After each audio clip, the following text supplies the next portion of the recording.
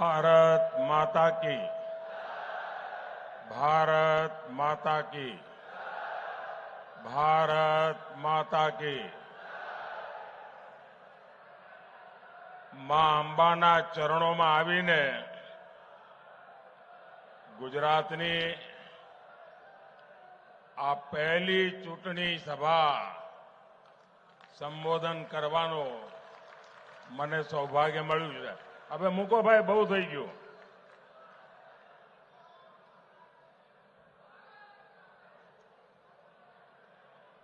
આ ફોટાવાળા ભાઈઓ પણ ફોટા નીચે જ રાખો, પાછળ દેખાતું નથી.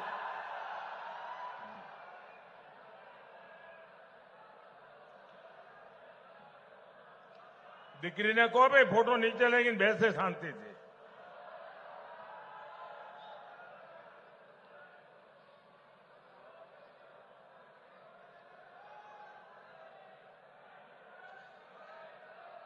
સાથીઓ, ભાઈ આપને કોને બતાવો છે ફોટો? જોઈ લીધો મેં.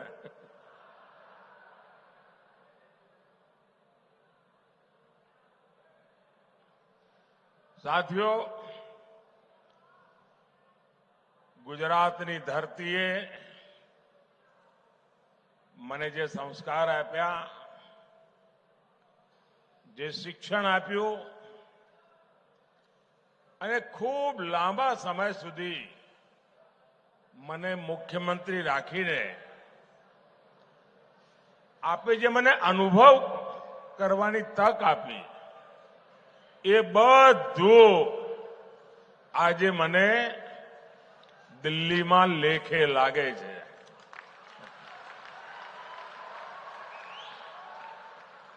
હમણાં સંચાલક બેન કહેતા હતા કે પીએમ સાહેબ, પછી અમારા CR પાટીલ પણ બોલ્યા પીએમ સાહેબ.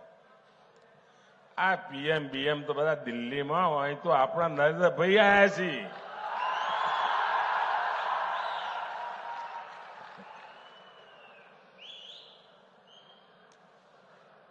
અને આજે આપની વચ્ચે આવ્યો, ચૂંટણીની શરૂઆતની પહેલી સભા આજે આ કર્મઠ માતાઓ બહેનોના ક્ષેત્રમાં થઈ રહી છે.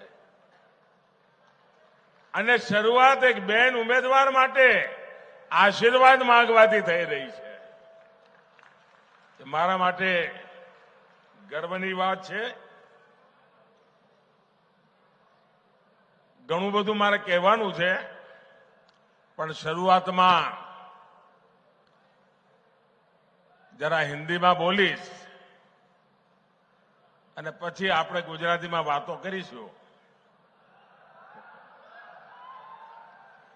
પહેલા તો આજે ગુજરાતનો સ્થાપના દિવસ, અને ગુજરાતનો સ્થાપના દિવસ આપણા બધા માટે નવા સંકલ્પનો દિવસ, નવી ઉર્જા માટેનો દિવસ. અને એ નિમિત્તે આ વખતે આપણે સંકલ્પ લઈએ 1 મે કે વિકસિત ભારત બનાવવા માટે વિકસિત ગુજરાત બનાવવામાં અમે કોઈ કમી નહીં રહેવા દઈએ, ક્योंकि उनकी रक्षा में लगे हैं. પણ ભાઈઓ, તમે ગુજરાતીઓએ મને મોટો કર્યો છે અને તમે ચિંતા કરો. હા, એમનો ખેલ પૂરો જ આ વખતે.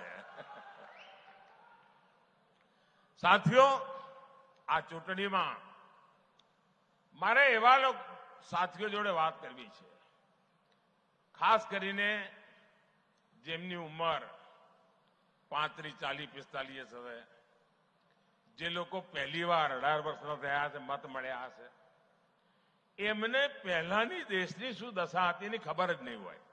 કારણ કે જેને હવે પહેલો વોટ મળ્યો હશે, એ હું જયારે પ્રધાનમંત્રી બન્યો પહેલા તો એ બિચારો 8 વર્ષનો હોય, 10 વર્ષનો હોય, 12 વર્ષનો હોય. એને એ વખતે શું દશા હતી દેશની ખબર જ નહીં હોય. એકવાર જરા આજકાલની પેઢી તો ગૂગલ વાળી છે ને, જરા ગૂગલ પર જઈને જૂના છાપા શોધજો. હેડલાઇન ચોરી લૂંટ આ જ આવતી હતી. અને આજે શું સમાચાર આવે છે? આટલા પકડ્યા, આટલા કરોડ કબજે કર્યા, આટલા જેલમાં નાખ્યા. અને એનો જ ફફડાટ છે આ.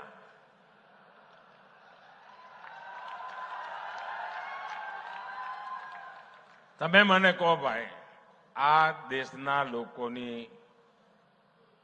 કાળી મજૂરી કરીને જે ટેક્સ આપ્યો હોય એને હું લૂંટવા દઉં? લૂંટવા દેવાય? અને આ લૂંટારાઓને ઠીક કરવા જોઈએ કે ના કરવા જોઈએ?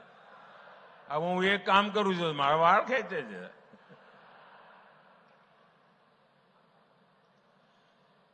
તમને આશ્ચર્ય થશે સાથીઓ, આ વખતે કોંગ્રેસની સ્થિતિ એવી છે, તમારે સરકાર બનાવી હોય ને તો ઓછામાં ઓછી 272 સીટો તો એમપી જોઈએ તમારી પાસે. અમારી સિવાય, ભાજપ સિવાય આ દેશમાં એક પણ પોલિટિકલ પાર્ટી, કોંગ્રેસ પણ 272 લડાવતા જ નથી. બોલો, એટલે તમે 272 લડાવતા નથી અને કહો અમે સરકાર બનાવીશું.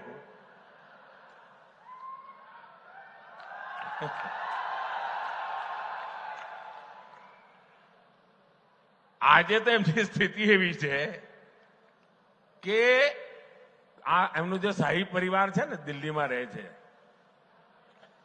એમની દશા એવી છે કે પોતે આ વખતે કોંગ્રેસને વોટ નહીં આપીએ કે. બોલો,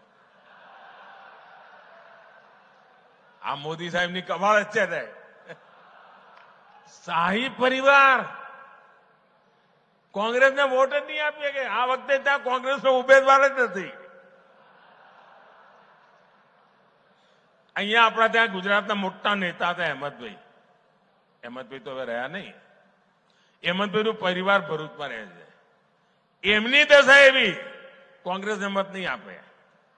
અહેમદભાઈનું પરિવાર કોંગ્રેસને વોટ નહીં આપીએ કે. કોંગ્રેસના એક મોટા નેતા બનતા સુધી ભાવનગરમાં જ રહેતા હશે, મત એમનો ભાવનગરમાં જ હશે. એ ભાવનગરમાં કોંગ્રેસને વોટ નહીં આપીએ કે. આ કોંગ્રેસની દશા છે. તમે વિચાર કરો. અને આ કોંગ્રેસે સંપૂર્ણપણે, જયારે એમનો ચૂંટણી ઢંઢેરો આવ્યો ને ત્યારે મેં કહ્યું હતું આ મુસ્લિમ લીગની છાપ છે આમાં. અને એક પછી એક પાના ખોલવા માંડ્યા છે. હવે એમણે માઓવાદી ઘોષણાઓ કરવા માંડી છે, નક્સલવાદી. એમણે કહ્યું છે હવે એમણે પાર્ટી તો બરબાદ કરી, હવે હું તો મર્યો તને મારું, એ મૂડમાં દેશને બરબાદ કરવા નીકળ્યા છે. એમણે પાર્ટી તો તબાહ કરી દીધી, દેશને બરબાદ કરવા નીકળ્યા છે. અને એમણે એક નવો, એમણે કહ્યું છે અમે એક્સરે કરીશું આખા દેશનો. કહ્યું છે ને, આખા દેશનો એક્સરે કરીશું. એટલે તમારા લોકરમાં શું પડ્યું છે? એક્સરે. તમારા ઘરમાં શું પડ્યું છે? એક્સરે. તમારું બેંકમાં શું પડ્યું છે? એક્સરે.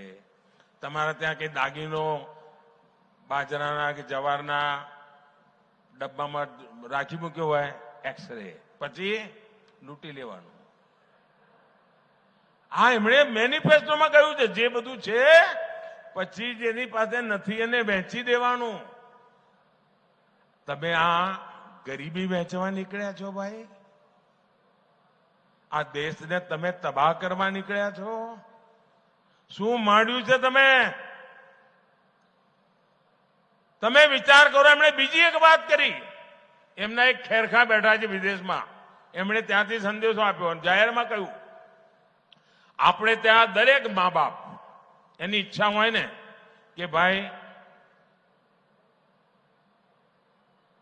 મૃત્યુ પછી સંતાનોને કઈ ને કઈ આપીને જવું. દરેક મા બાપની ઈચ્છા હોય કે ના હોય? કોઈ મા બાપ એવું હોય કે હું તો દેવું કરીને જઈશ, છોકરા ભરશે, એવો કોઈ મા બાપ હોય ભાઈ? એકે મા બાપ એવા હોય? બધા મા બાપ કઈ ને કઈ બચત કરે કે ના કરે? છોકરાઓ માટે આપીને જવાનો વિચાર કરે કે ના કરે?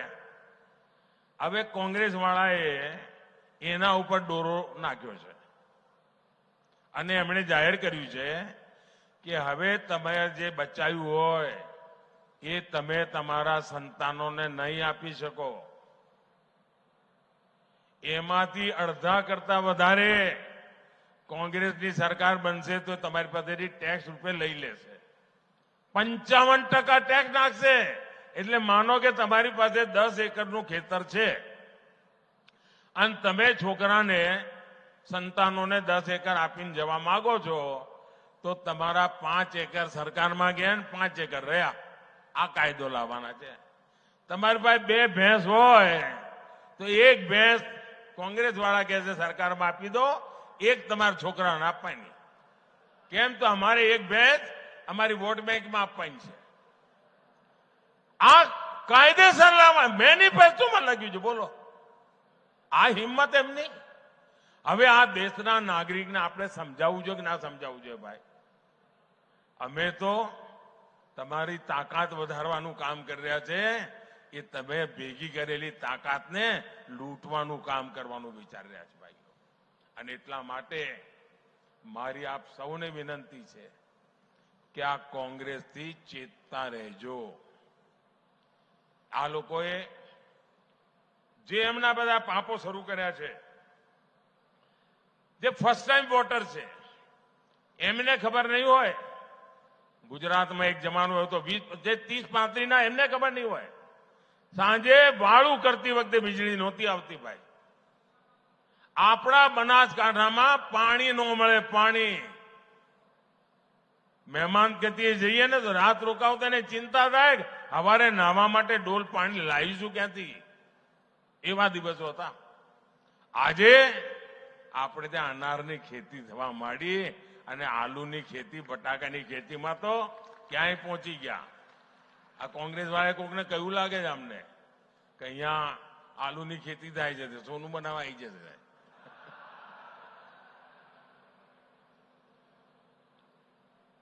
આપણે ત્યાં જે બદલ આવ્યો છે ને ભાઈઓ, હવે મને કહો, આપણે ત્યાં પાલનપુર વંદે ભારત પહોંચી ગઈ. પહોંચી કે ના પહોંચી? જે રીતે આપણે વિકાસના કામો કરી રહ્યા છીએ, સુજલામ સુફલામ યોજના બનાવી, પાણી પહોંચાડ્યું, 4 કરોડ લોકોના જીવનમાં બદલાવ આવ્યો કે નહીં આવ્યો? નળથી જળ. નહીં તો આપણે ત્યાં અહીંયા ઉત્તર ગુજરાતમાં તો માથે બેડલા લઈને 3-4 કિલોમીટર જવું પડતું. આપણી માતાઓ બહેનોનો અડધો દાડો પાણીમાં જ જતો. આ બધામાંથી આપણે બહાર લાયા. એના માટે કાળી મજૂરી કરી જ ભાઈ.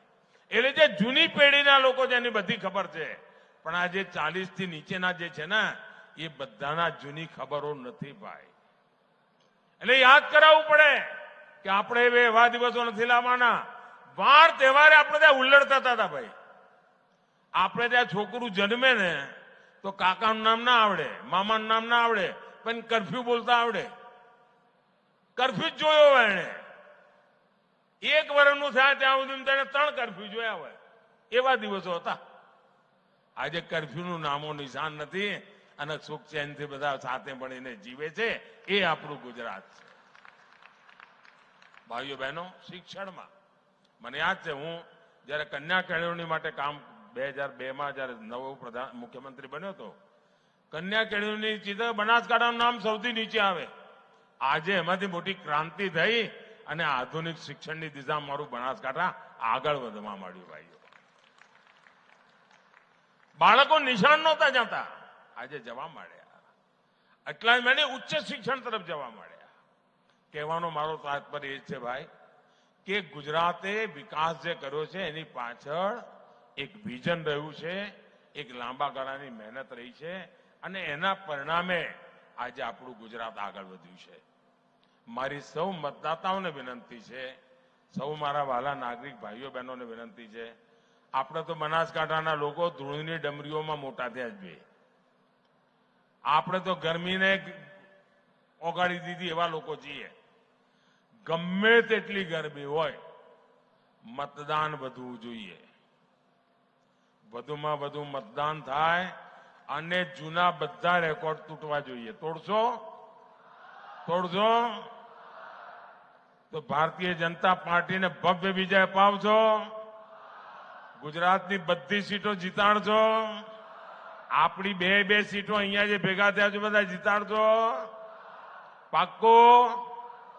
બોલો ભારત માતા કી, ભારત માતા કી, ભારત માતા કી.